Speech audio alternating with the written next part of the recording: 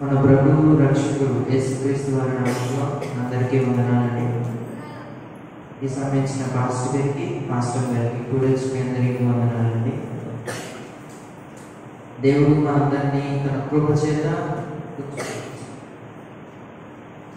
బలిసిన రేఖల చేత దేవుడు మనల్ని కాచి కాబట్టి ఈ ఆదివారంలో తన సన్నిధిలో నిలబెట్టినందుకు అందరూ చేతి పైకి స్తోత్రం చేద్దాం. హల్లెలూయా. దేవుడు నాకు ఇచ్చిన ఈ చిన్న మాటలు మీతో పంచుకొని ఉన్నాను. ముందుగా ప్రార్థన చేసుకొని వాక్య పరిచయంలోకి మన దేవుని అందరూ తలలో ఉంచండి. ప్రార్థన. మహాపరిశుద్ధుడు, సర్వాధికారి, సర్వశక్తి తండ్రి, జీవం గలనైనా మహా గొప్ప దేవానికి స్తుతులు స్తోత్రాలు తండ్రి. గడిచిన ఆదివారం నుంచి ఆదివారం ప్రభా నీ కృప చేత మా అందరినీ నిలబెట్టినందుకు నీకు స్తోత్రాలు. పాట ద్వారా వాక్యం ద్వారా నీ సన్నిధిలో మేమందరినీ నీ పరిశుద్ధాత్మతో అందరినీ నింపి అదేవిధంగా నీ వాక్య పరిచయాలకు మేము సిద్ధపై వెళ్తుంది తండ్రి. నీ నోటి మాట నాలో ఉంచుకొని సహాయం చేయమని, వింటున్న వాళ్ళందరికీ కొద్ది సహాయం చేయమని, వింటున్న వాళ్ళందరికీ ప్రతిదీ అర్థమైనట్టు సహాయం చేయమని, నేను చెప్తున్నా మీకు నాటి మాట ఉంచుకొని సహాయం చేయమని ఇచ్చిన ప్రార్థన ఆలకించి వేసే పరిశుద్ధనామని వేడుకుంటున్నాము. ఆమేన్. ఈరోజు అంశము అస్థిరమైనవి నిత్యము ఉండనివి. ఏంటంటే అది అస్థిరమైనవి నిత్యము ఉండనివి అంటే స్థిరం లేనివి, స్థిరముగా ఉండనివి. ఎవరైనా రాసుకోవాలంటే రాసుకోండి. ఎందుకంటే నేను కూడా ఎంతో కష్టపడి వాక్యాన్ని మీ అందరికీ అందిస్తుండగా రాయవలసిన వాళ్ళు వచ్చిన వాళ్ళు రాసుకుంటే రేపన్న రోజు మీకే పనికి వస్తుంది వాక్యం. అస్థిరమైనవి నిత్యము ఉండనివి. ఎవరైనా రాసుకోవాలంటే ఏయో రాసేయడం కాదండి, వాక్యాన్ని రాయడమే మన ప్రాముఖ్యం. దాన్ని బట్టి చెప్పి రాయండి. అంటే చెప్పి అంటే అంశం బట్టి నేను చెప్పే రెఫరెన్స్ లైన్ మీరు నోట్ చేసుకుంటే ఎంతగా మంచిది.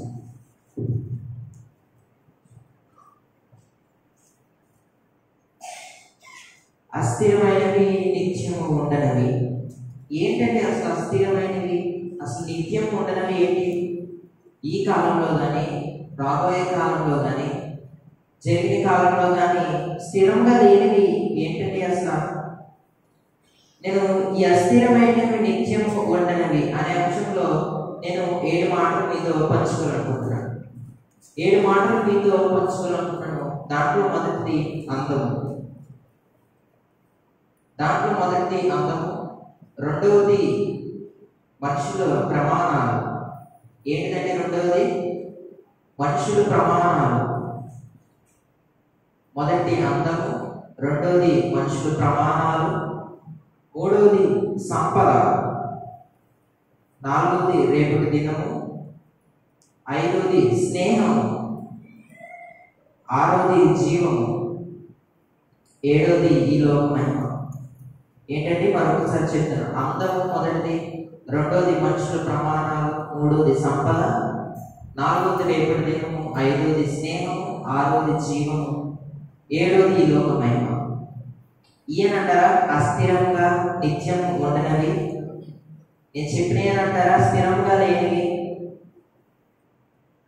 మనం ముందుగా ఈ అంశంలో మొదటి మాట చూసుకున్నట్టే అందం. మనందరికీ దేవుడు ఒక అందాన్ని ఇచ్చాడు. మంచిగా తను తయారు చేసి దేవుడు మనందరినీ నాశకారంలో ప్రాణాన్నించి మంచి మట్టి బొమ్మల కింద మనందరినీ నిలబెట్టి సజీవులుగా తన రెక్కల చేతి కింద మనందరినీ నిలబెట్టాడు. అంతేనంటే అందం. అందం అంటే తెల్లగా ఉండాల్సిన లేదు, నల్లగా ఉండాల్సిన లేదు. మనందరికీ దేవుడు చక్కని రూపం నుంచి ఆ రూపంలో ఒక మంచి కళనైతే పెట్టాడు. పెట్టారంటారా? పెట్టలేదంటారా? పెట్టారు. అందరూ మొదటిది. దాంట్లో అందరూ బైబిల్ తెలిసినట్లయితే కీర్తనకారు రాసిన 39వ కీర్తన అందరూ బైబిల్ తీసి చూడండి. నేను చెప్పే ప్రతిదీ చూడండి. టైం కొంచెం పొడిగైనా నేను మీకు క్లుప్తంగా చెప్పాలని కోరుకుంటున్నాను. 39వ కీర్తన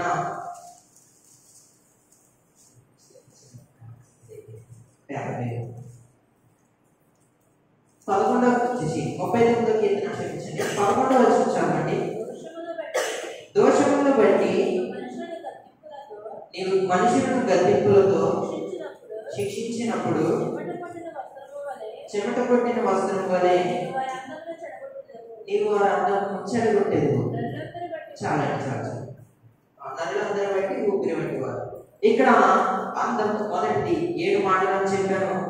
దీంట్లో మొదటిది అందము. అందం అనేది నిత్యము మనకు ఉండదు. మనం పుట్టిన కాడి నుంచి ఒక రూపంతో ఉంటాం, ఒక అందంతో కలతో ఉంటాం. ఇంకొంచెం వయసు వచ్చేటప్పటికి ఎక్కువగా రూపంలో ఉంటాం. అంటే అదే రూపంలో కానీ అందం మారడం. అలాగా మనం పెద్దవాళ్ళు అయ్యేటప్పటికి మళ్ళీ హృదయంలో వెళ్ళేటప్పటికి అందం అనేది ఎప్పుడూ ఉండదండి. మనం ఇక్కడ దోషములను బట్టి నీవు మనుషులను గద్దింపులతో శిక్షించినప్పుడు చిమట పట్టిన వస్త్రం వలె నీవు వారిని అందము చెడగొట్టేది. ఇక్కడ దోషములను బట్టి నీవు మనుషులను గద్దింపులతో శిక్షించినప్పుడు ఇక్కడ కీర్తనకారుడు దావీదు మహారాజు ఏం రాస్తున్నాడంటే, మన దోషములు కానీ మనం ఏమైతే తప్పులు చేస్తున్నామో దాన్ని బట్టి ఆయన శిక్షిస్తాడంటాడు. దాన్ని శిక్షించిన ఇంకో మాట, నీవు వారిని అందము చెడగొట్టేది. ఇక్కడ అందము చెడగొట్టేది. మన శరీరంలో మనకు దేవుడు చక్కని అందాన్ని అయితే ఇచ్చారు. మన అందంలో చూస్తున్నప్పుడు మంచి హెయిర్ని దూకొని, ఆడవాళ్ళు అయితే తలని దూకొని మంచిగా ఇక్కడ పైకి పెట్టడం, లేదా అబ్బాయిలు ఇలా తీయడం అంతేనంటారా? నేనైతే కాలేజీలో ప్రతి ఒక్కరిని చూస్తున్నాను. కానీ దేవుడు మనందరికీ అందాన్ని అయితే ఇచ్చాడు. మన దోషములు బట్టి కానీ దేవుడు మనుషులను గద్దించుతున్నాడంటే, గద్దించి అందం అనేది ఏమైతే ఉందో దాన్ని చెడగొట్టాడని మనకి లైఫ్ కనబడు. కానీ అందం దేవుడు ముందుగా ఒక మాటను మీతో పంచుకోలేము. అందం అనేది ఎలా ఉంటుందంటే, దేవుడు మన ఎవరిని దేవుడు సృష్టించక ముందు దేవుడు మనందరికీ ఒక కళనైతే ఇచ్చాడు. ఆ కళ ఏంటంటే ప్రకృతి, భూమి, నీరు, గాలి, ఇదంతా ఒక అందమే కదండి. మనం ఒకసారి అది కూడా తీసుకున్న తర్వాత మనం ముందుకు వెళ్దాం. మొదటి ఆదికాండము తెరవండి. నేను చెప్పే రిఫరెన్స్ కూడా రాస్తుంది. ఆదికాండము 27వ వచనం చదివి, మొదటి అధ్యాయం. దేవుడు తన స్వరూపమందు నన్ను సృజించిన. అందరూ కూడా తెరవండి, ఆలస్యమైన పర్లేదు. మరొకసారి చదవండి. దేవుడు తన స్వరూపమందు నన్ను సృజించెను. దేవుని స్వరూపమందు వాడిని సృజించెను. స్త్రీనిగాను పురుషునిగాను వారిని సృజించెను. ఇక్కడ మనకి ఈ 27వ వచనంలో మనకి కనబడుతుంది, దేవుడు తన స్వరూపమందు నన్ను సృజించెను. నరుడిని సృజించినప్పుడు స్త్రీనిగాను పురుషునిగాను సృజించాడంటే, ఆయన సృజించి ఏం చేశాడంటే, మనం సృజించి అలా వదిలేశాడా? దేవుడు తన చేతులతో మట్టిని తీసుకొని మనందరినీ తయారు చేసినప్పుడు ఎందుకు మనం మట్టితోనే తయారయ్యమంటారా? ఏంటంటే బాబు ఎలా చూస్తున్నారు? మట్టితో తయారవడానికి కారణం అసలు ఏంటంటే మరి మనం ఎంత స్నానం చేసినా, మనం ఎంత శుభ్రంగా ఉన్నా మీరు గట్టిగా అనుకుంటే మట్టి వస్తుంది. అది మనకి ఒక గొప్ప ఎగ్జాంపుల్ అండి. కానీ ఇక్కడ చెప్తున్న మాట, ఈ వచనం ప్రకారం మనకి కనబడుతున్న మాట, దేవుడు తన స్వరూపంలో మనుషుల్ని చాలా అద్భుతంగా సృష్టించాడని ఈ లేఖనం మనకి కనబడుతుంది. ఇది ఎంతగానో ఈ మాట అనేది చాలా ప్రాముఖ్యమైన మాట. ఎందుకంటే దేవుడు మనం సృష్టించాడని కనబడుతుంది. అదే విధంగా దేవుడు తన స్వరూపమందు చక్కగా ఒక రూపాన్ని ఇచ్చి, ఒక అందాన్ని ఇచ్చి, అప్పుడు అందం ఇచ్చాడు. ఇప్పుడేమో అందాన్ని మనం ఇంకో అందంగా తయారు చేసుకుంటాం. అంతేనంటారా? బట్టలు మంచి ఫ్యాషన్ గా చిరిగిపోయినవి, తలలేమో మంచి గొప్పగా పెట్టడం, లేదా రంగులు వేయడం, అనేక విధాలమైన అందాలు వచ్చేసి. కానీ దేవుడు చెప్తున్న మాట, నరుణ్ణి స్త్రీని, పురుషుని స్త్రీని చక్కగా అందంగా తయారు చేశాడని మనకి ఈ లేఖనంలో కనబడుతుందండి. ఎంతో చక్కగా దేవుని స్వరూపం ముందు వాడిని సృష్టించను, స్త్రీని గాను పురుషుని గాను వారిని సృష్టించను. దేవుడు స్త్రీని గాను పురుషుని గాను చక్కగా ఒక మనల్ని సృష్టించడం అన్నట్టు కనబడుతుంది. అదేవిధంగా మనం మొదటి సమయంలో రాసిన గ్రంథం, సమయంలో రాసిన మొదటి గ్రంథం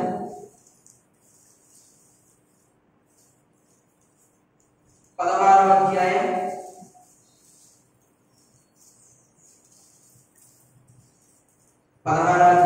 7వ వచనం చదవండి. అయితే యెహోవా సమూయేలుతో ఇలాగా సెలవిచ్చెను, అతని రూపమును అతని ఎత్తును లక్ష్య పెట్టకుము. మనుషులు లక్ష్య పెట్టువానికి యెహోవా లక్ష్య పెట్టడు. నేను అతన్ని త్రోసివేసి ఉన్నాను. మనుషులు పైరూపము లక్ష్య పెట్టిదురు గాని, ఈ మాట అర్థం చేసుకుంది, గాని యెహోవా హృదయమును లక్ష్య పెట్టెదరు. మనుషులు ఎలా చూస్తారంటే పైరూపమును చూస్తారు, కానీ యెహోవా పైరూపం కాదండి, మన అంతరంగంలో ఉన్న ఉదయం చూస్తాడండి. అదే కదండి, మన అంతరంగంలో ఉన్న ఉదయం చూస్తాడు. అది వచ్చిన మనకి కనబడు. అసలు దేవుడి సమయంలో ఎందుకు చెప్పినట్టు ఈ మాట దేవుడు ఎందుకు చెప్తున్నారని ఎవరైనా తెలుసండి? ఈ అధ్యాయంలో తెలియబడినా నేనే చెప్తాను. ఇది ఈ వచ్చిన మనకి మన పైన చదువుకుంటే, దేవుడు సమూయేలు గారిని దర్శించి సమూయేలుతో ఏమంటాడంటే, నువ్వు ఇక్కడ సమూయేలు గారిని నువ్వు తైలం తీసుకొని నువ్వు వెంటనే బయలుదేరి, నేను చెప్తున్నా బెత్లెహేము అనే ఊరికి వెళ్ళి నేను స్వీకరించే మనుషులకి నీవు అభిషేకం చేయి అన్నాడు. ఎందుకు అభిషేకం చేయాలండి? ఆ బెత్లెహేములో రాజు లేడా? ఆ బెత్లెహేములో వాళ్ళందరికీ ఒక నాయకుడు లేడా? ఉన్నాడు. అతని పేరు సౌలు మహారాజు గారు. కానీ ఆయన దేవుని దృష్టిలో దోషంగా కనబడుతున్నాడు. కనబడి నాకు అతను దోషంగా కనబడుతున్నాడు, నాకు మంచిగా లేడు, నేను నీకు ఒక వ్యక్తిని చూపిస్తాను, అతని పైరూపం కానీ ఎత్తును కానీ లక్ష్య పెట్టద్దు. తర్వాత ఏమన్నాడు? లక్ష్య పెట్టద్దు కానీ యెహోవా హృదయం, యెహోవా మాత్రం హృదయం లక్ష్య పెడుతున్నాడు అని సమూయేలు గారు చెప్పి సమూయేలు గారిని ఆ బెత్లెహేము పంపినప్పుడు, బెత్లెహేములో యెషయా కుమారుడు ఉన్నప్పుడు అతని కుమారుడు అంటే చివరిగా దావీదు అయితే వస్తాడు, గొర్రెలు కాస్తుండగా తన అన్నం పిలిచినప్పుడు వస్తాడు. తర్వాత అల్లంత దూరంలోనే సమూయేలు చూసి ఎత్తునే నాకు కావాలి అని తనని దర్శించి అభిషేకం చేసి ఉంటాడు. కానీ ఈ వచ్చిన అస్థిరమైన నిత్యం ఉందండి. అందరూ మనకి ఎప్పుడు ఉండదండి. ఒకనొక పరిస్థితులు ఒకలా ఉంటుంది.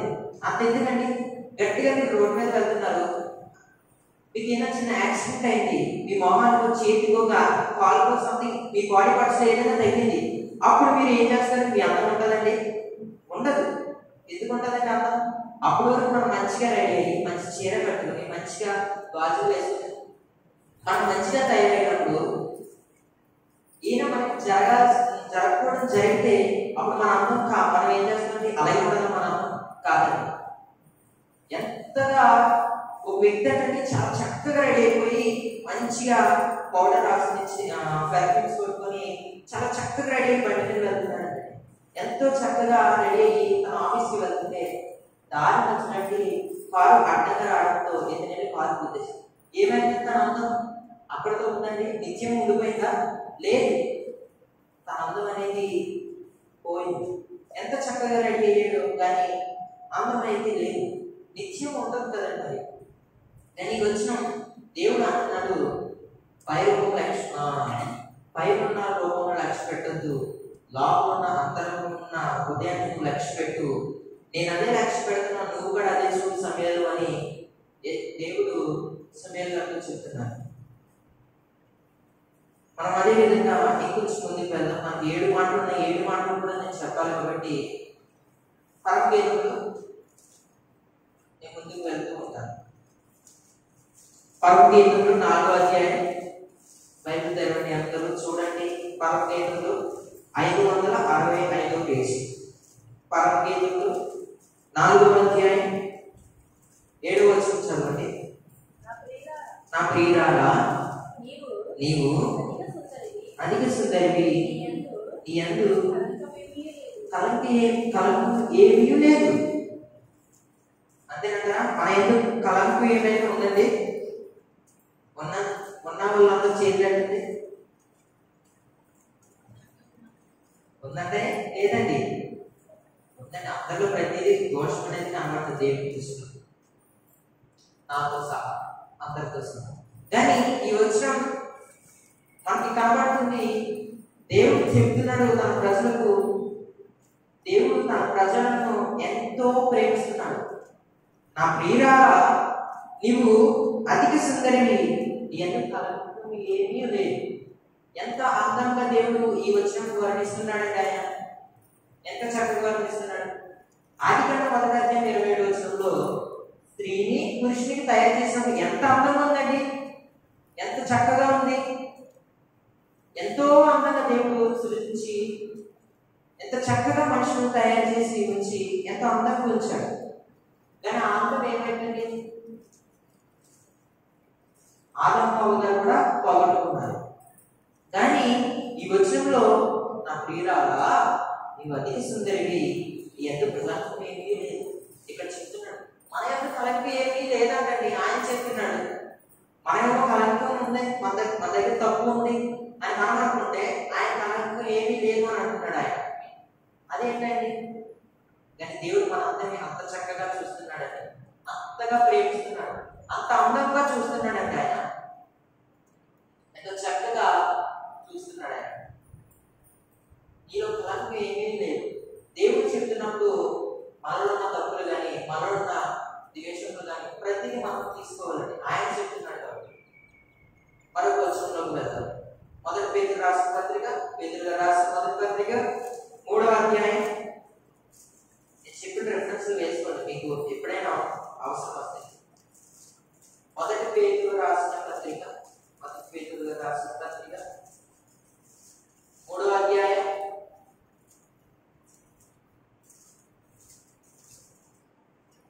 3వ వచనం చదవండి. జడలు అల్లుకున్నట్టయు, బంగారు నగలు పెట్టుకున్నట్టయు, వస్త్రములు ధరించుకున్నట్టయు, వెలుపటి అలంకారము నీకు అలంకారం ఉండగా ఆలోచించండి. సాధువైనట్టు మృదువైనట్టు నా గుణమును అక్షయ అలంకారం గల నీ హృదయం అంతరంగ స్వభావము నీకు అలంకారంగా ఉండవలను. అది దేవుని దృష్టికి వెలుగు గలది. మనకి అందరూ ఒకసారి చేతి పైకి స్తోత్రం చెప్తారు. మనకి పేతురు గారు చెప్తున్నారు మాట ఈ 3వ వచనంలో, జడలు అల్లుకున్నట్టయు, బంగారు నగలు పెట్టుకున్నట్టయు, వస్త్రములు ధరించుకున్నట్టయు, వెలుపటి అలంకారము మీకు అలంకారంగా ఉండగా, మనం మంచిగా రెడీ అవ్వడమే కాకుండా జడలు వేసుకుంటారండి. మీ అందరూ పెద్దవారు మీరు అందరూ వేసుకుంటారు. మేము చక్కగా చదువుకుంటాం, చక్కటి వస్త్రం వేసుకుంటాం, చక్కగా మంచిగా రెడీ అవుతాం,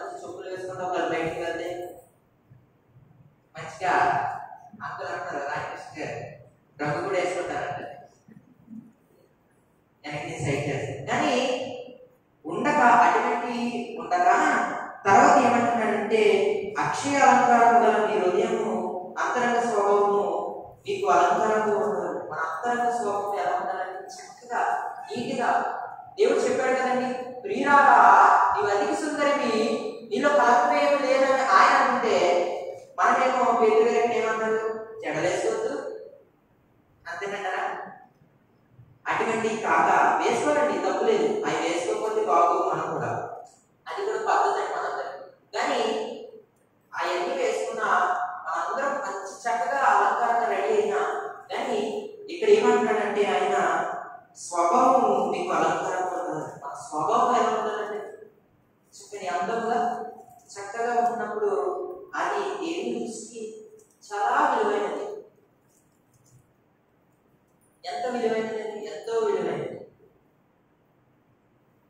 దేవుడు మనందరినీ చక్కగా అందంగా తయారు చేసి అందంతో మనందరినీ నింపి ఈరోజు మనందరినీ నిలబెట్టి మనకి వచనములు మనకి కనబడుతున్నాయి. అందంగా ఉండటం మంచిదా? మంచిదేనంటారా? మంచిదేనండి. కానీ ఎలా ఉండాలనేది మనం ఉండాలి. మనం సామెతలకు వచ్చాక మనం ఒకసారి 31వ అధ్యాయం 31వ అధ్యాయం సామెతల గ్రంథం 31వ అధ్యాయం 554 పేజీ 31వ అధ్యాయం 30వ వచనం చదవండి. అందము మోసకరము, సౌందర్యం వ్యర్థము, యెహోవాయందు భయభక్తులు కలిగిన స్త్రీ కొనియాడబడును. అందరూ ఒకసారి మరొకసారి చేతులెత్తి అని చెప్దామండి, కొంచెం గట్టిగా. ఆయన మనం ఎన్నిసార్లు చెప్పినా లెక్కలేదు. ఎన్నిసార్లు చెప్పినా మనం ఏమి ఇచ్చినా ఏం చేర్చలేదు కదండి, ఇయ్యని చెప్తాం మనం. అంతేనంటారా? ఏమి ఇచ్చినా మనం ఆయన రుణం తీర్చలేం కాబట్టి ఆయనకి అదే కూడా చెప్పాలి. సరే, మనం 30 వచనంలో అందము మోసగారము, సౌందర్యం వ్యర్థము, యెహోవాయందు భయభక్తులు కలిగిన స్త్రీ కొనియాడబడును. స్త్రీయే కాదని పురుషుడు కూడా రాసుకోండి కావాలి మీరు. స్త్రీయే కాదు పురుషుడు కూడా యెహోవాయందు దేవుని దగ్గర కొనియాడబడతారంట. అందం మోసగారు, ఎంతో అందం. బయట మనం అనేక విధాలుగా అందం చూస్తారు. చక్కగా రెడీ అయినప్పుడు చూస్తారు, మనం ఒక కళగా ఉంటే చూస్తారు. అందం అంటే ఎవరు తెల్లగా నల్లగా అవసరం లేదండి. ఎవరైనా సరే దేవుడు చక్కని రూపంతో తయారు చేసి చక్కని అందాన్ని ఇచ్చాడు. కానీ అందం ఉన్నంత సరే, కానీ ఈరోజు చూడండి, అందం కోసం అనేక విధాలుగా రెడీ అవుతున్నారు, అనేక బ్యూటీ పార్లర్కి వెళ్తున్నారు, అనేక విధాలుగా ఏం చేస్తున్నారు. తన శరీరాన్ని మేకప్ వేయడం, ఎన్నెన్నో చేయడం. కానీ అది వ్యర్థం అండి, వ్యర్థం అని బైబిల్ గ్రంథంలో మనకి కనబడుతుంది. అప్పుడు ఆయన వ్యర్థం. కానీ యెహోవాయందు భయభక్తులు కలిగిన స్త్రీ యెహోవాయందు కొనియాడబడదు. మనకి ఇక్కడ కనబడదు. దేవుని యందు కొనియాడబడాలంటే ఇవన్నీ మనం పట్టుకుంటే, అందం పట్టుకుంటే, మంచి వస్త్రములు వేసుకుని అక్కడే కూర్చుంటే దేవుని దగ్గరికి వస్తామండి, రామ్. అవన్నింటిని వదులుకొని వచ్చినప్పుడే పేతురు గారు ఏం చెప్పారంటే, మీ స్వభావం ఉండాలి, కానీ జడలేసుకోవడం, చక్కగా దూకోవడం, వస్త్రం వేసుకోవడం అయి కాక దేవుని యందు మంచి స్వభావంగా అలంకారంగా రెడీ అయ్యి ఉండినప్పుడు దేవునికి అది చక్కగా విలువైనది అని ఆయన చెప్తున్నాడు. మనమేమో చక్కగా రెడీ అయిపోతాం. దేవుడి సన్నిధికి వచ్చినప్పుడు అండి ఎంత చక్కగా రెడీ రావాలండి, ఎంత చక్కగా రెడీ రావాలి. మంచిగా రెడీ వేసుకొని, మంచి బట్టలు వేసుకొని దేవుడి సన్నిధికి వచ్చినప్పుడు దేవుడు అది చూసి సంతోషిస్తాడు. ఎలా పడతారో వచ్చి కూడా దేవుడి సన్నిధికి కూడా. కానీ ఇది మొదటి మాటలో అందం సొగసు. ఈ అందం అనేది కొన్ని ప్రాణంగా తీస్తుంది, కొంచెం మంచిగా ఉంటుంది. కానీ దీన్ని పట్టుకుని మనం ఉంటే దేవుని దగ్గరికి రాలేమని 31వ అధ్యాయం 30వ వచనంలో కనబడుతుంది. దేవుని దగ్గరికి రాలేము, ఇది వ్యర్థం అని కనబడుతుంది. మోసకరం, ఇది ఎందుకు పనికిరానిది. ఈ అందం చూసి మనం చీకొట్టాలండి. చీకొట్టప్పుడే మనం కూడా మన దేవుడు ఎదుగుతారు. మొదటి మాటలో ఇది అందం అండి. రెండోదిగా మనం చూస్తున్నాం. కానీ ఈ మొదటి మాటలో అందము ఇక్కడ సమయలుగా దేవుడు చెప్తున్నాడు. ఏం చెప్పాడండి? పై రూపంగా చూడదు, లోపల ఉన్న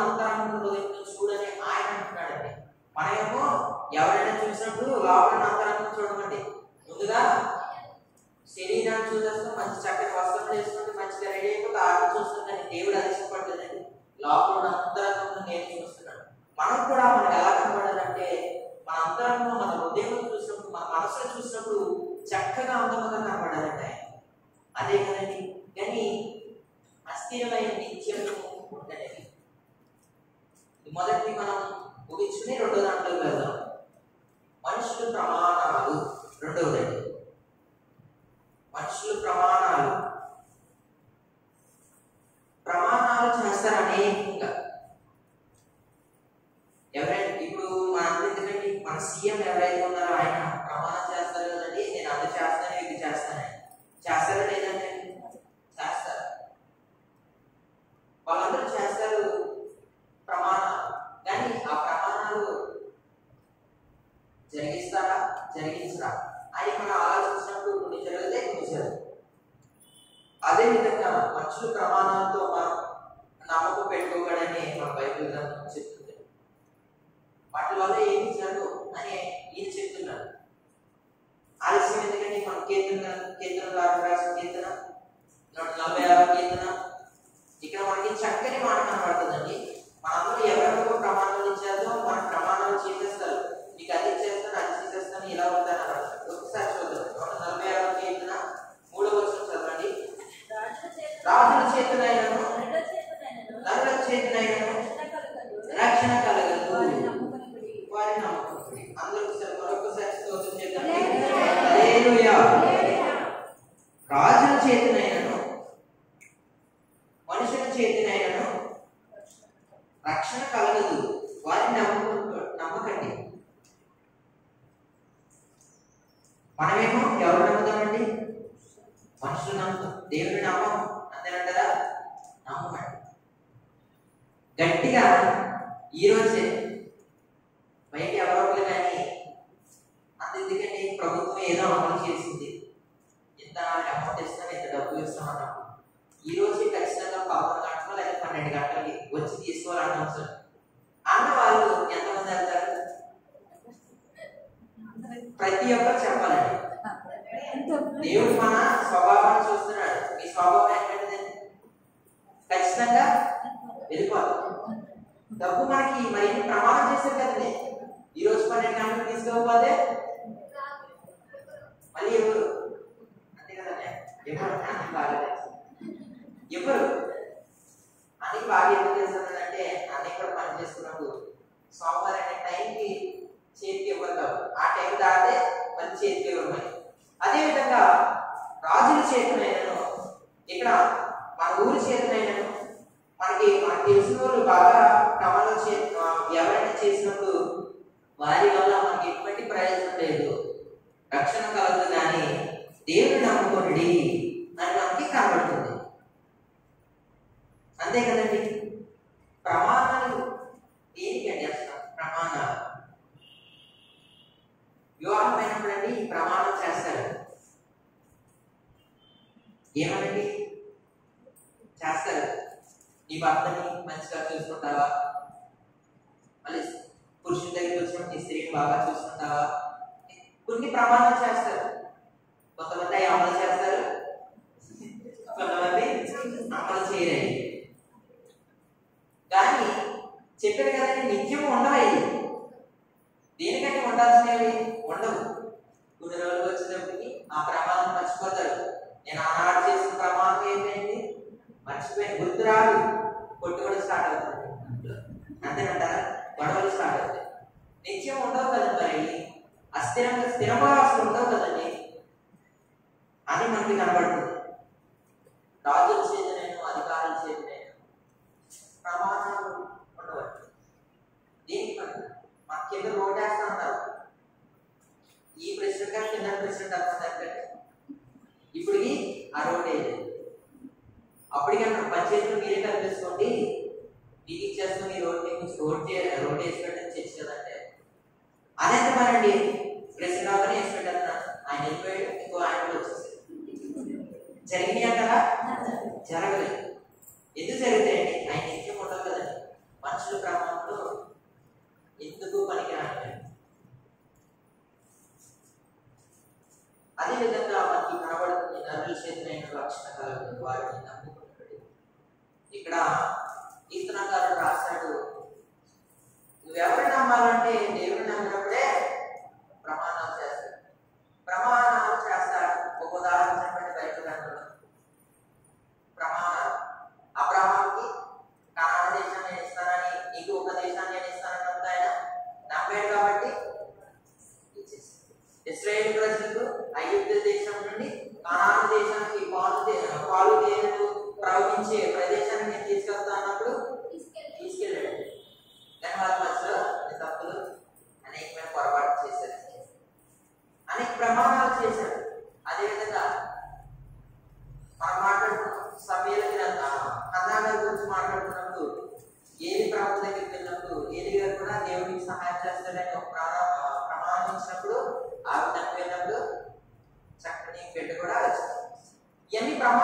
దేవుడి ప్రమాణాలు, దేవుడు మనకి ఇస్తాను అన్నాడంటే ఖచ్చితంగా ఇస్తాడు.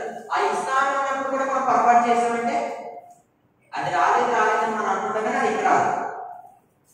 అంతే కదండి. మనం మరొక విషయం చదువు, సంఖ్యాకాండం. ఈ రిఫరెన్స్ అన్ని వేసుకోండి. సంఖ్యాకాండం 30వ అధ్యాయం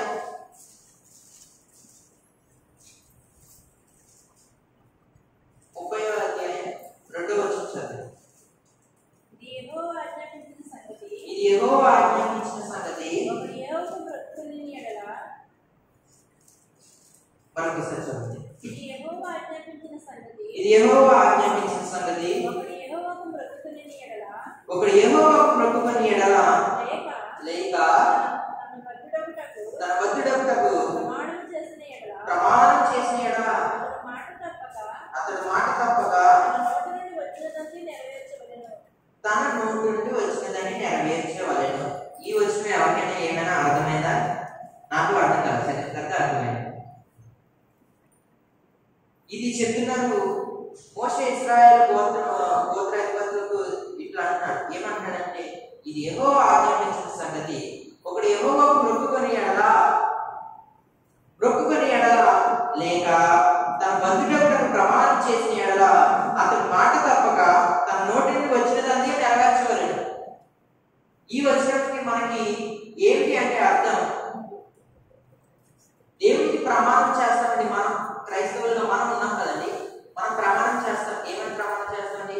నాకు ఈ కార్యం జరిగితే, నేను హాస్పిటల్ రోగి నుంచి బయటకు పడితే, అదే రోగి నుంచి ఏమైతే ఇబ్బంది ఉందో, ఏమైతే బలహీనత ఉందో దాని నుంచి బయటపడితే నేను దేవుడికి ఇది చేస్తాను అని అంటారు. ఒక ఇల్లు కట్టుకుంటే నేను ఇది చేస్తాను, లేదంటే నాకు ఇది జరిగితే నా ప్రభుత్వం ద్వారా ఇంకోటి వస్తే నేను దేవుడికి ఇది చేస్తాను అని ప్రమాణం చేసినప్పుడు అది ఏమవుతుందండి? మొక్కుకొని ఎడల లేక తన బద్ధుడకు ప్రమాణం, దేవుడిలో నేను ఉంటాను, దేవుడిలో నేను ఎదుగుతాను అని ప్రమాణం చేస్తారు కదండి.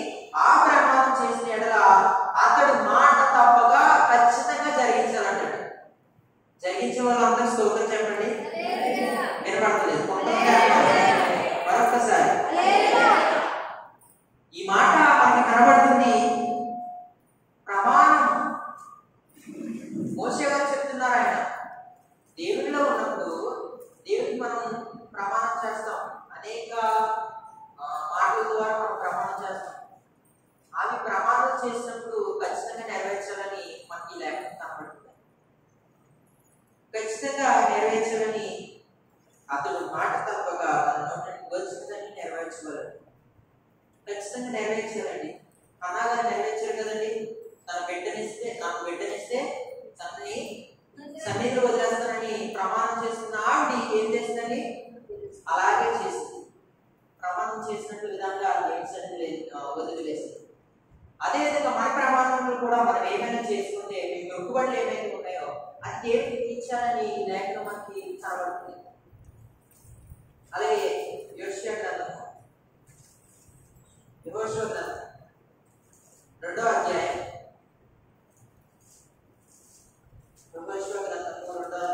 20-21 వచనం. నీవు మా సంగతి వెల్లడి చేసిన ఎడల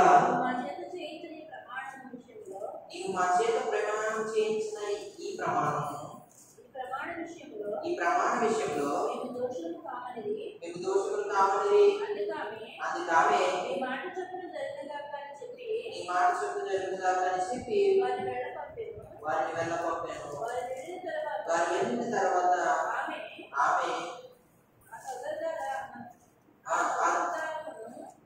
ఆమె తొగుదారును కిటికీకి కట్టింది. ఇక్కడ మనకి కనబడుతుంది, నీవు మా సంగతి వెల్లడి చేసినట్లా నీవు మా చేత చేయించిన ప్రమాణం విషయంలో మేము దోచుకున్నాము. ఈ యెహోషువ గారు గ్రంథంలో 2వ అధ్యాయం 20వ వచనంలో 21వ వచనంలో మనకు కనబడుతుంది.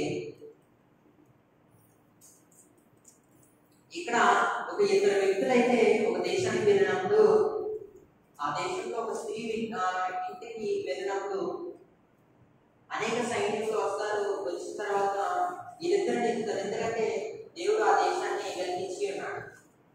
ఆ దేశాన్ని వెలిగించి ఉన్నాడని ముందుగానే ఆ రాజు ఎరిగి వెంటనే వీళ్ళిద్దరిని పట్టుకోవాలని సైనికులు పంపినప్పుడు ఎవరైతే ఒక స్త్రీ ఉందో ఆ స్త్రీ ఇంటికాడ వీళ్ళు ఉన్నప్పుడు ఆ స్త్రీకి వీళ్ళు అనుకున్నారు, ఏమంటారంటే దేవుడు మనకు ఇలా ఇస్తా అన్నాడు, అలా జరిగిస్తా అన్నాడు అని మనం పైకి చదువుకుని వచ్చినప్పుడు దేవుడు మనకు కలిసి జరిగిస్తున్నాడు.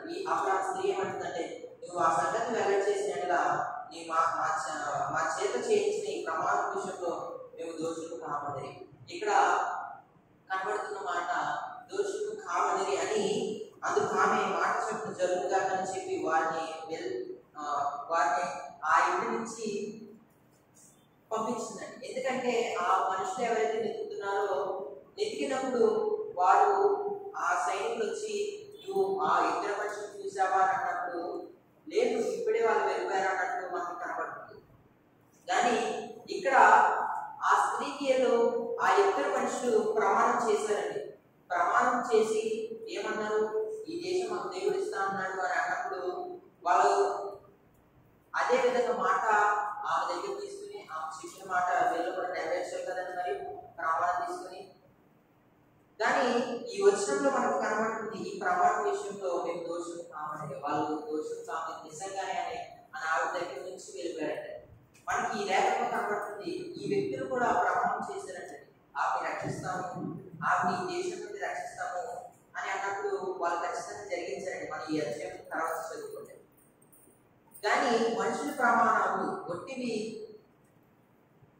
ఎందుకు పనికిరాని? ఎందుకంటే పనికిరాని అని ఎందుకన్నానంటే కొంతమంది ఈ పనికిరాని అనే బదులు కొంతమంది ఈ ప్రమాణం మనకి జరిగిస్తారండి, కొంతమంది జరిగించారు.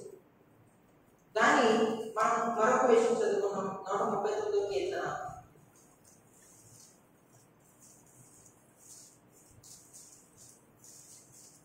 20వ వచనం చదివితే, యెహోవా నిన్ను ద్వేషించు వారిని నేను ద్వేషించున్నాను కదా.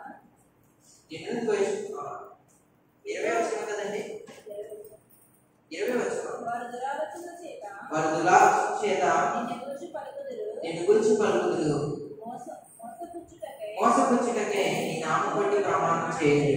ఇక్కడ మనకి కనబడుతుంది, ఇక్కడ వారి దురాలోచనతో నిన్ను గురించి పలుకుదురు, మోసపుచ్చుటకే నీ నామం బట్టి ఏం చేస్తారంటే ప్రమాణం చేస్తారంటే. చెప్పారు కదండి, ప్రమాణం అనేది రాజుల చేతనైనా నరుల చేతనైనా అనేక మంది ప్రమాణం మనం చేస్తాము, అనేక మంది మనకు చేస్తారు.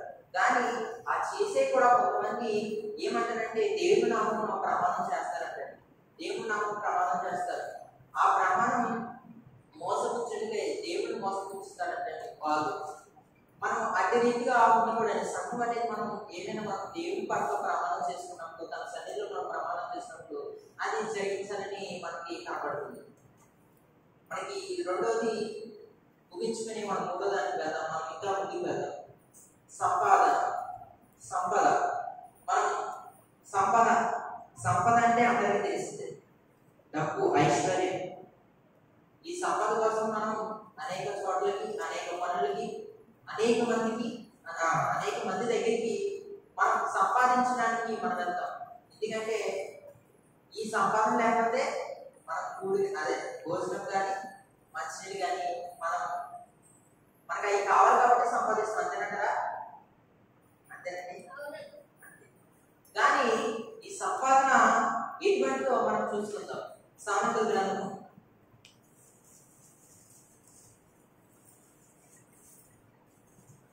23వ అధ్యాయం. సంపాదన అంటే మనకి వచనంలో కనబడుతుంది. 5వ వచనంలో రెక్కలుగా ఎగిరిపోతుందంటే మనకి కనబడుతుంది. ఈ వచనం 5వ వచనం చదవండి. ఇది దాని మీద దృష్టి నుంచి నిలిపిన తోడనే అది లేకపోవును, నిశ్చయముగా అది రెక్కలు ధరించి ఎగిరిపోవును. పక్షిరాజు ఆకాశంకి ఎగిరిపోనట్టు అది ఎగిరిపోవును. ఇదేంటండి? సంపద అనేది ఎగిరిపోతుందండి. నిశ్చయంగా అది రెక్కలు ధరించి ఎగిరిపోవు. ఇక్కడ ఎప్పుడైతే మనం దాని మీద దృష్టి నిలుపుతామో, అంటే దాని మీద అంటే సంపాదన మీద, ఐశ్వర్యం మీద మనం ఎప్పుడైతే మన దృష్టి అయితే ఉంచుతామో అది నీకు ఉండదు, అది నీ లేకపోను. నిశ్చయంగా అది రెక్కలు ధరించి ఎగిరిపోను. పక్షిరాజు ఆకాశంలో ఎగిరిపోయినట్టు అది కూడా ఎగిరిపోతుందండి. పక్షిరాజు ఆకాశంలో అయితే వెళ్ళిపోతుంది. ధనం ఎలా వెళ్ళిపోతుందండి? ఎలా వెళ్ళిపోతుంది అంటారా?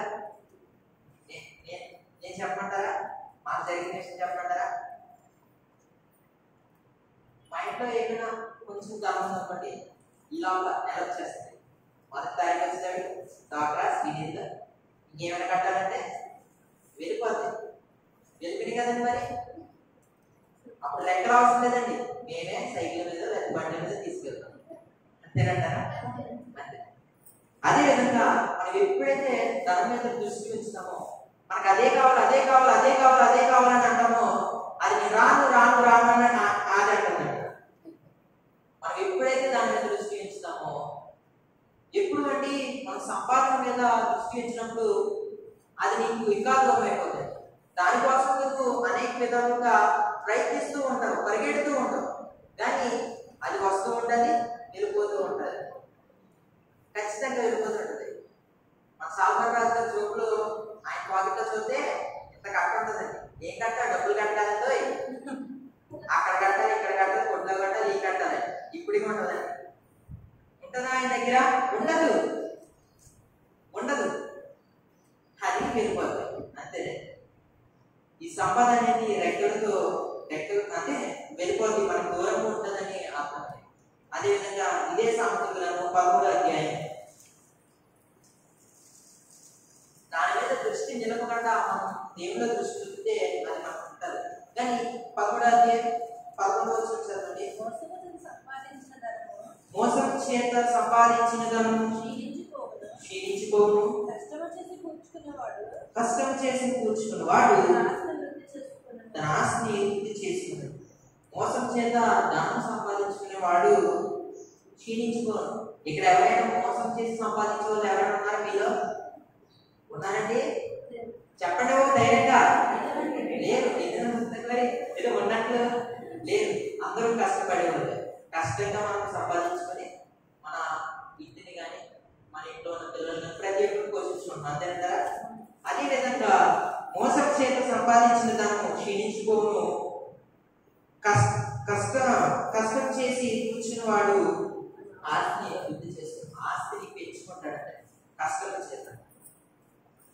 కానీ మనం మొదటి 23:5 చూసుకున్నప్పుడు దాని మీద దృష్టి నిలిపినప్పుడు అది రెక్కలతో ఎగిరిపోను. ఈ వచనంలో ఏమో మోసం చేసి సంపాదించిన వాడు అది క్షీణించుకో. మనం ఎప్పుడైనా మనం ఏ పనికి వెళ్ళినా ఏమైనా మనం చేసినప్పుడు మనం సంపాదించినప్పుడు మనం తప్పు చేయకూడదు. తప్పు చేస్తే ఎవరైనా ఊరుకుంటారండి? ఊరుకోరండి. ఖచ్చితంగా తిట్టడమో పట్టడమో లేదంటే ఇంకెప్పుడు ఈ పనికి రాకుండా అంటారు.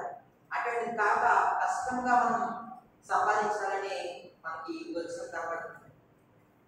నేను చెప్పడం ఏంటంటే మీ అందరికీ కష్టపడతారు, చక్కగా కష్టపడి సంపాదించుకుంటారు. మనం మరొక వచ్చిన చూసుకుందాం. 10వ అధ్యాయం సామెతల గ్రంథం.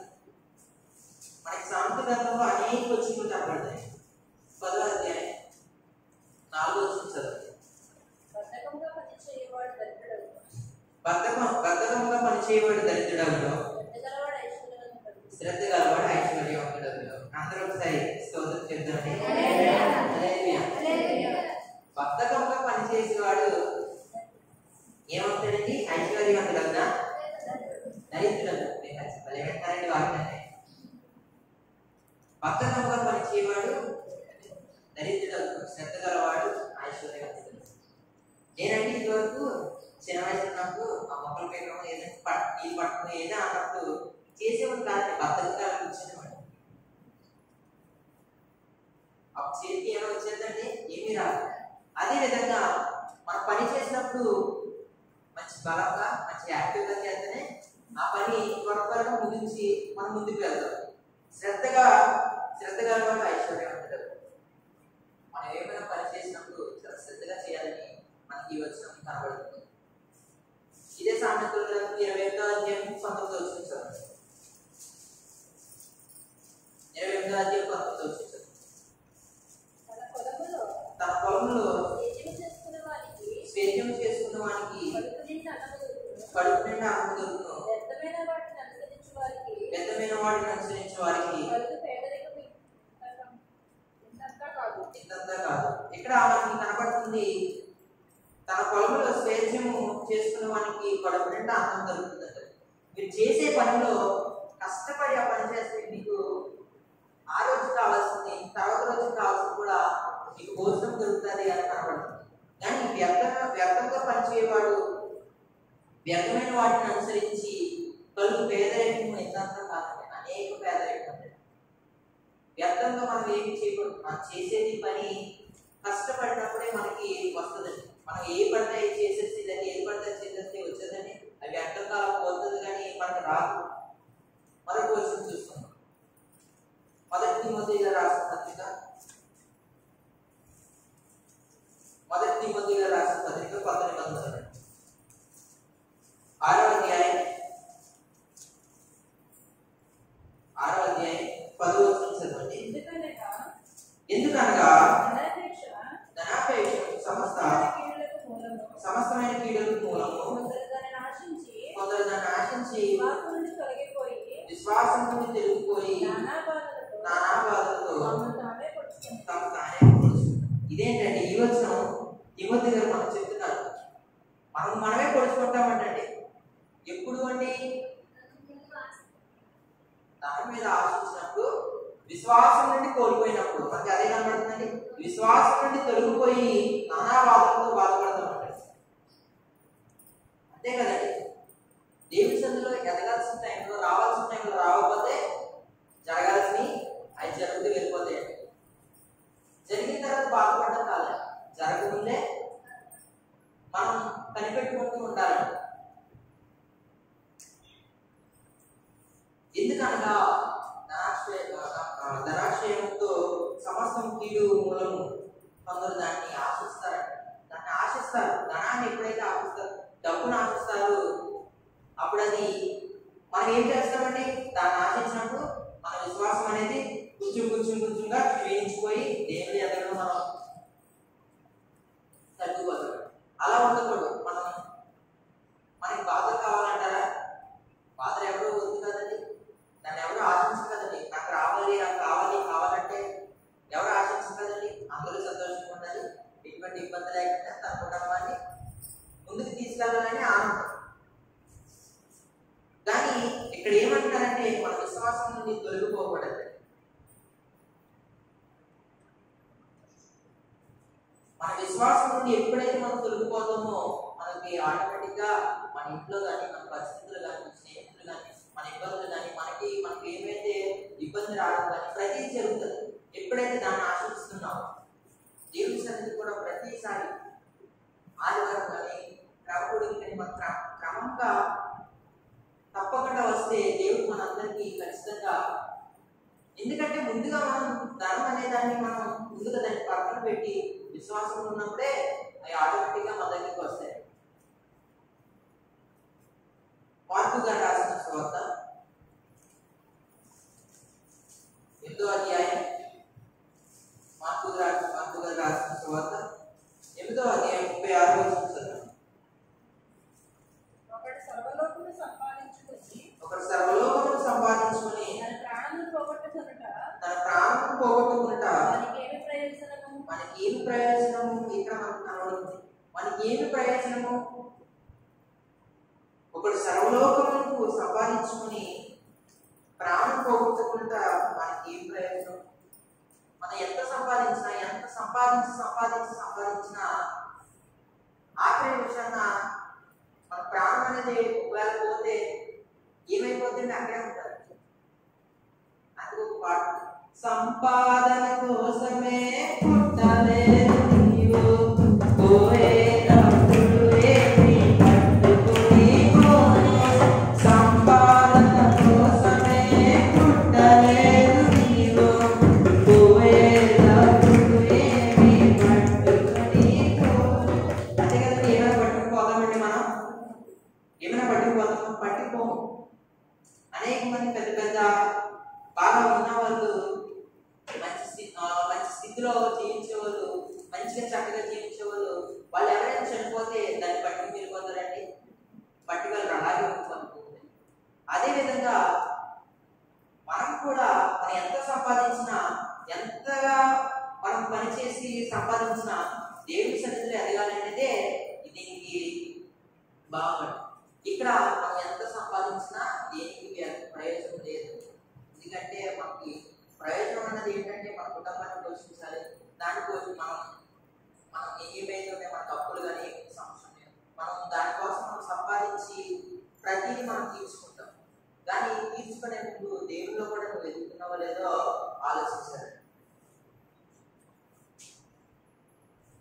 ఆలోచించినప్పుడే మనకి ప్రతిదీ అర్థమవుతుంది. మనం ఎంత సంపాదించుకున్నా దేనికి ప్రయోజనం కాదని ఈ వచనంలో మనకి మార్పు గారు రాసించారు. మనం ఇంకొంచెం ముందుకు వెళ్దాం. మనం దీంతో ముగించి మనం 4వ విషయానికి వెళ్దాం. రేపటి దినము. 4వది ఏంటంటే అది రేపటి దినం. అంత రేపటి దినమేనంటారా? రేపు ఏం జరుగుతుందో తెలియదు. సామెతల గ్రంథం 27వ అధ్యాయం. అందరూ కూడా బయట తెరవండి. నేను ఇంత కష్టపడి చెప్తున్నప్పుడు కూడా మీరు కూడా తెరవండి. 27వ అధ్యాయం 1వ వచనం చదవండి. 27 రేపటి దినమును గురించి అతిశయపడము. ఏ దినం ఏది సంభవించునో అది నీకు తెలియదు. అందుకే ముందు చదువుకున్నాం, ఎంత సంపాదించినా ప్రయోజనం లేదు. ఏ రోజు ఏం జరుగుతుందో తెలియదు కదండి. స్థిరంగా లేనివండి అన్ని. అదే కానీ మన అంశం అస్థిరమైన నిత్యం ఉంటుంది. స్థిరంగా లేని ఇవన్నీ మన ఎంతగా రేపు మనం ఏమన్నా మన ఫంక్షన్ రెడీ అయినప్పుడు రేపొద్దున నీకు ఏం జరగకూడదు జరిగితే, అప్పుడు నీకేమైనా జరిగితే అప్పుడు ఆ ఫంక్షన్ వెళ్ళడానికి ఉండదండి. అందుకే రేపటి దినము మనది కాదని మనకి కనబడుతుంది. మత్తయి గారు రాసిన సువార్త 6వ అధ్యాయం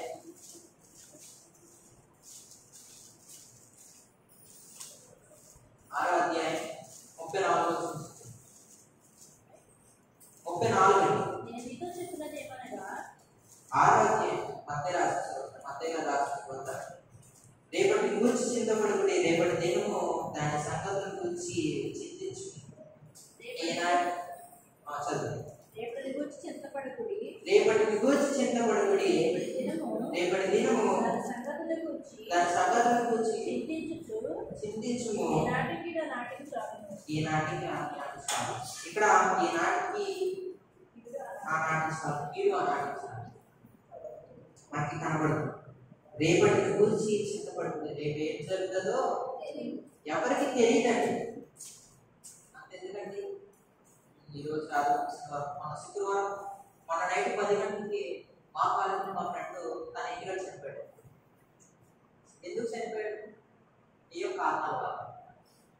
ఏం జరుగుతుందో తెలియదు.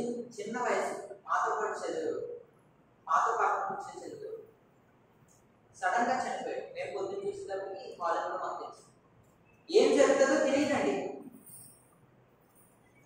అందుకే మనం ప్రతిదీ వెలుగుకుంటాం. ఎంత సంపాదించుకున్నా రేపటి దినం అనేది ఏం జరుగుతుందో సంభవించింది. కాబట్టి ఆ రోజు నీకు సన్నిధికి వస్తున్నావా, ఆ రోజు నీకు విశ్వాసంలో ఉన్నావా, ఆ రోజు నీకు దేవుళ్ళు ఎదుగుతున్నావా అనేది మనం ఆలోచించాలి. ఇంతవరకు మాట్లాడింది నేను మాట్లాడాను, మళ్ళీ తిరిగి వస్తుందండి. ఆ నిమిషాలు తిరిగి వస్తే రావు. ఏం జరుగుతుంది అనేది మనకు తెలియదు. అందుకే మనం ప్రతిదీ కనిపెట్టుకుంటూ ఉండాలండి దేవుడు. ఎందుకంటే రేపు ఏం జరుగుతుందో తెలియదు, రేపు ఎలా ఉంటామో తెలియదు, రేపు మనం ఉంటామో లేదో కూడా తెలియదు. అంతే కదండి. మనం 5వ విషయంలో వెళ్తాం, స్నేహం. యోహాను గారు రాసిన సువార్త 16వ అధ్యాయం 32వ వచనం. ఇదిగో మీలో ప్రతి వాడును ఎవరి ఇంటికి వాడు చెదిరిపోయి నన్ను ఒంటరిగా విడిచిపెట్టు, గడియ వచ్చుచున్నది, వచ్చే ఉన్నది. అయితే తండ్రి నాతో ఉన్నాడు కనుక నేను ఒంటరిగా లేను. ఒకసారి మరొకసారి స్తోత్రం చెప్తామే. హల్లెలూయా. మనకి మాట కనబడుతుంది. ఇదిగో మనం 5వ విషయంలో స్నేహం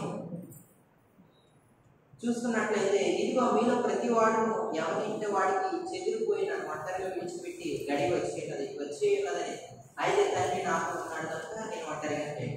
ఇక్కడ యేసు ప్రభు వారు చెప్తున్నాడు, ఆయన చేయాల్సిన సువార్త పరిచయం ప్రతిదీ చేసి ఆయన సిలువగా వేసే సమయం వచ్చినప్పుడు నాకు శిష్యులతో అంటున్నాడు, ఆ ఉన్న వాళ్ళు అంటున్నాడు, ఆయన ఏమంటారంటే, మీరు నాకంటే ఒక సమయం వచ్చి ఉన్నది కానీ మీరు ఒకరు దాన్ని విడిచి వెళ్ళిపోతారు. కానీ ఏమంటాడంటే ఇక్కడ చక్కని మాట కనబడుతుంది, అయితే తండ్రి నాతో ఉన్నాడు కనుక నేను ఒంటరిగా లేను. యేసు ప్రభువుతో తండ్రి ఉన్నాడు. ఒక స్నేహం అండి, అక్కడ స్నేహం కనబడుతుంది, ఒక రిలేషన్షిప్ కనబడుతుంది. కనబడుతుందా లేదు? కనబడుతుంది. ఎవరికి వాళ్ళు వదిలేసి వెళ్ళిపోతారు కానీ దేవుడు నాతో ఉంటాడు అని ఆయన అంటున్నాడు. సామెతల 17:17 వచ్చింది. సామెతల 17:17 నిజమైన స్నేహితుని విడువక ప్రేమించు. దుర్దశలాంటి వాడు సహోదరుడిగా ఉంటాడు. ఇక్కడ మనకి కనబడుతుంది, నిజమైన స్నేహితుడు ఎలా ఉంటాడండి? విడువక ప్రేమిస్తాడండి. దుర్దశలాంటి వాడు సహోదరుడిగా ఉంటాడు. ప్రతి విషయంలో మనకి మంచి స్నేహితుడిగా, మంచి ఆలోచన చెప్పేవాడిగా ఉంటాడు. కొంతమంది స్నేహితులు ఉంటారు, పక్కన కూర్చుతారండి, వాడు ఏదైనా చేయాలనుకుంటే, వాడు మంచి చేయాలనుకున్నా, వాళ్ళు మంచి చేయాలనుకున్నా పక్కన చేయడం చేస్తాడు. గుచ్చి అలా చేయి, ఇలా చేయి, ఇలా చేయు, అది మనకి ప్రభావం అని అంటారు. వీడు మంచి చేయాలనుకున్నా. అలా కాదు, నిజమైన స్నేహితుడు ఎలా ఉంటాడు? విడవక ప్రేమించు. దుర్దశలో వాడు సహోదరిగా ఉంటాడు. ఎంతో చక్కగా మన పక్కన ఉంటాడు. యోహాను రాసిన సువార్త 15వ అధ్యాయం అందరూ బయలుదేరారు. యోహాను రాసిన సువార్త 15వ అధ్యాయం 15వ వచనం. దాసుడు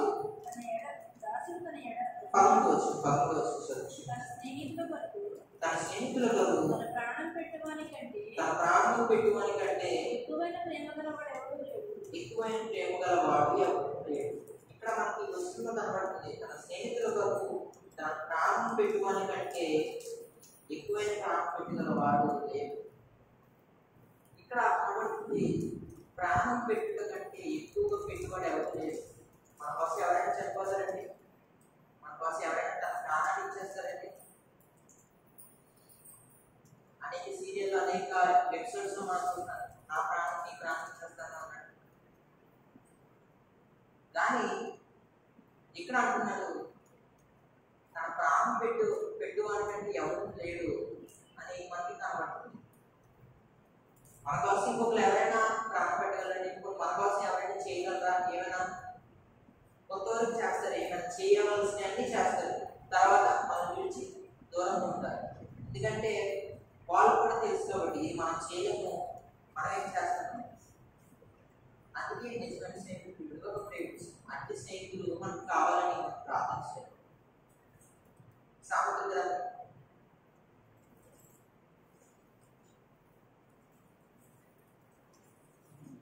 27వ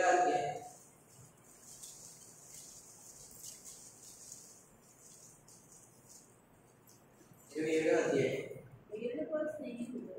6వ వచనం. మేలుకోని స్నేహితుడు గాయం చేయు. పగవాడు కూతురు పెట్టేయండి. మేలుకోని స్నేహితుడు గాయం చేయు. మనందరం ఒకరు నమ్మేస్తామండి, మనతోనే ఉంటారు, మనతోనే స్నేహితురాలుగా ఉంటారు. వాళ్ళు ఏం చేస్తారండి? ఒక రోజుల్లో మనం పెట్టేస్తారు. కానీ మనం ఎవరి మీద అయితే ద్వేషించుకుంటున్నామో వాళ్ళు మనకి ఆశ్రయం సహాయం చేస్తారు. ఈ స్నేహం అనేది కూడా నిత్యము ఉంటుంది, మనకి కనబడుతుంది. మనం ఆలోచించుకోవచ్చు. యాకోబు గారు రాసిన పత్రిక 4వ అధ్యాయం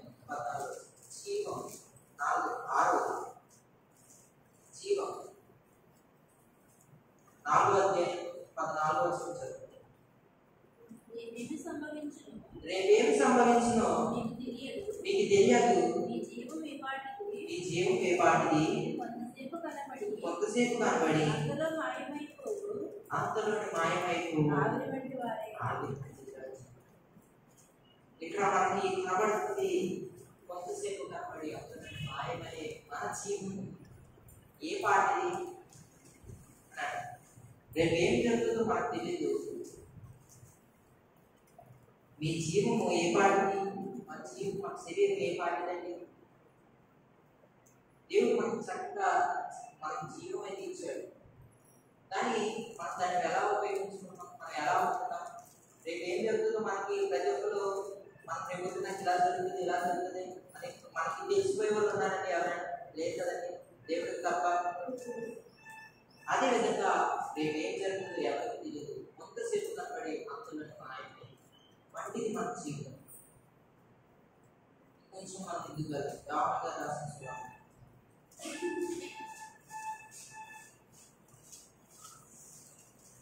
14వ అధ్యాయం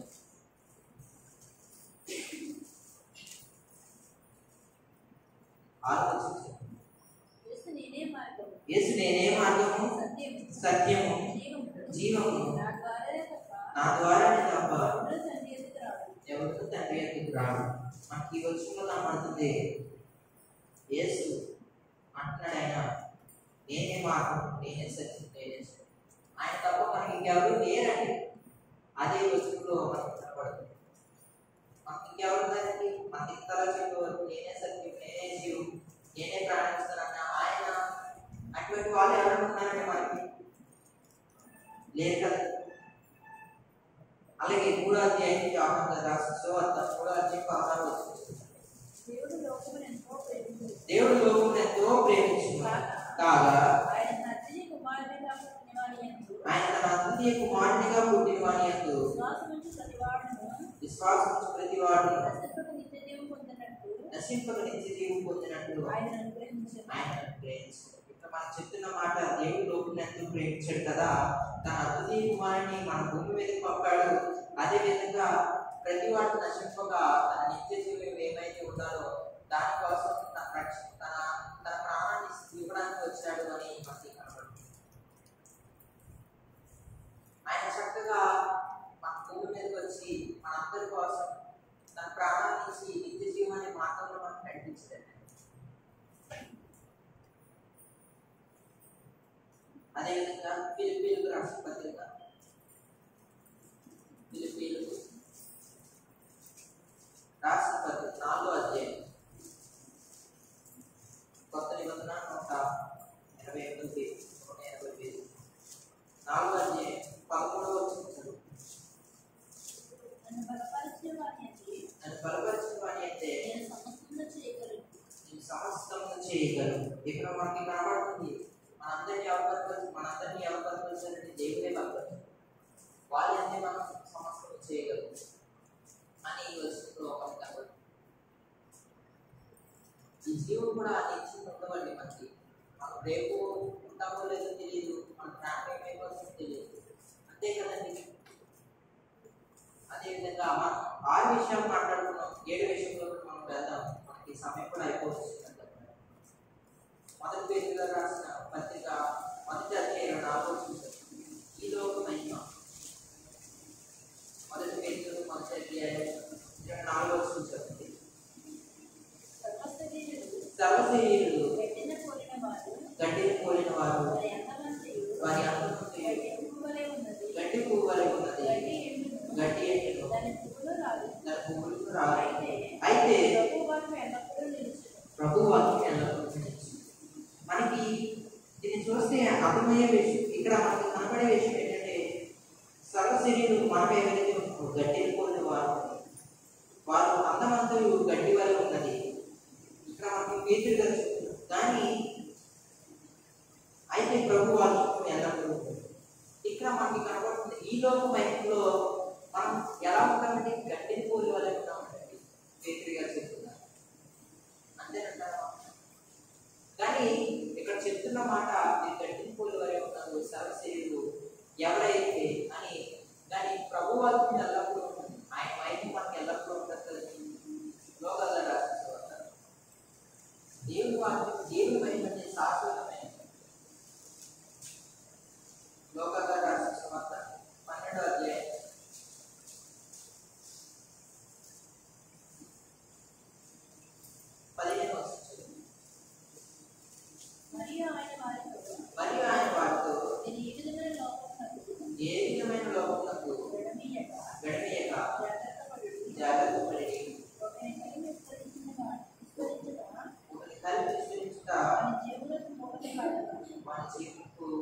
కాదు. ఇక్కడ మనకి కనబడుతుంది మధ్య ఆయన వార్త చెప్తున్నాడు ఏ విధమైన లోకము ఏడిపియక జాగ్రత్తగా ఉండాలని. మనం జాగ్రత్తగా ఉన్నప్పుడే మనం కూడా జాగ్రత్తగా ఉంటాం. మనకి విషయంలో అదే కనబడుతుంది. ఈ లోకమైనలో మనం ఎలా ఉండాలంటే ఇది శాశ్వతమైనది కాదండి. రేపన్న రోజు ఆయన ప్రభు మనం అందరికీ దేవుడు మన అందరికీ తీసుకెళ్ళిపోతాడు. మనకి పరలోక రాజ్యం శాశ్వతమైనది. ఇది మనకి శాశ్వతమైనది కాదు, మనకి కనబడుతుంది. మనకి ఇంత చక్కగా ఈ మాటలు దేవుడు మన అందరితో పంచుకుంటున్నాడు. ఎందుకంటే 7 మాటలు, ఈ 7వ మాట మనం మాట్లాడుతున్నప్పుడు ఈ లోక మహిమ ఎన్నటికీ శాశ్వతమైనది కాదు, అస్థిరమైనది కాదు, నిత్యం ఉండవండి. మనకి అదే కనబడుతుంది. మొదటి కొరింథీయులకు రాసిన పత్రిక చివరిగా చదువుకొని ముగించు. 7వ అధ్యాయం, మొదటి కొరింథీయులకు రాసిన పత్రిక 7వ అధ్యాయం 31వ వచనం. ఈ లోకము అనుభవించువారు అమితముగా అనుభవించినట్లుగా ఉండవలెను. ఏలయనగా ఈ లోకమునట్లు గతించుచున్నది. ఇక్కడ మనకి కనబడుతున్న మాట, ఈ లోకంలో అనుభవించే వాళ్ళు ఎలా ఉన్నారంటే అమితంగా అనుభవించినట్లే ఉన్నారు, కానీ ఈ లోకము నశించుచున్నది. చెప్పాను కదండి, ఈ లోక శాశ్వతమైనది కాదు. ఆయన మనకి వస్తారు. కొరింథీ సంఘానికి పౌలు గారు రాసిన మాట్లాడి ఆయన చెప్తున్నాడు, ఈ లోకం అనేది శాశ్వతమైనది కాదు. ఈ శాశ్వతమైన దాంట్లో మనం అనుభవిస్తున్నాం. అనుభవించేది కూడా దేవుడిని అనుభవించినట్లయితే మనకి ఎంతగానో మన దేవుడిలో ఎదుగుతామండి. నేను అస్థిరమైనది నిత్యం ఉండదు అనే దాంట్లో 7 విషయాలు మాట్లాడాను. 7 విషయాలు కూడా మనం ఎంతగానో చూస్తామో అనేక రెఫరెన్స్ మనం మాట్లాడుతున్నాం. మొదటి ఏంటంటే అందం ఉంటే సరిపోతుంది. అంతంలో దేవుడు మనందరినీ తన అంతరంలో ఉన్న హృదయం చూస్తున్నాడు. మన అందరం ఎలా కనబడదు అదే మనం చూస్తున్నాం. తర్వాత మనుషుల ప్రమాణాలు, 3వది సంపద, 4వది రేపు దినము, 5వది స్నేహం, 6వది జీవం, 7వది లోకం. ఇవన్నీ మనకి శాశ్వతమైనది కావాలి. శాశ్వతమైనది ఏది అంటే పరలోక రాజ్యం మాత్రమే. డబ్బు మనకి సంపద శాశ్వతమైనది కాదు, అంతం మనకి శాశ్వతమైనది కాదు.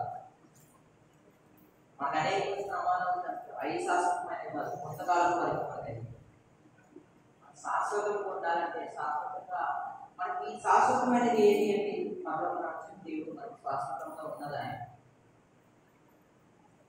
మనం ఎవరెవరో చూసి మనకి ఇవి కావాలి అవి కావాలని అన్నప్పుడు వాళ్ళు ఇస్తా అంటారు, కానీ ఎంతకాలం ఉండదండి.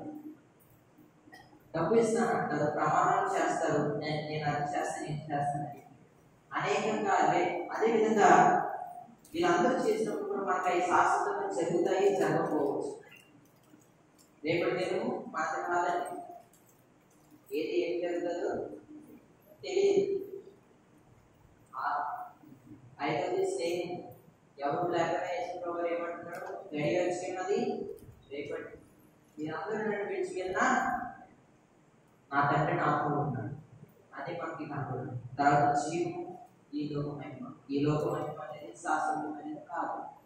ఈ అస్థిరమైన 7 మాటలు ఇవన్నీ శాశ్వతమైనవి మనకు కావాలి మన జీవితంలో. మనం ఆలోచించినట్లయితే నేను చెప్పిన ప్రతి రిఫరెన్స్ మీరు తీసి చదివినట్లయితే మీకు కూడా తప్పనిసరిగా ఈ చిన్న మాటలు దేవుడు తెలుసుకుంటాం. అందరూ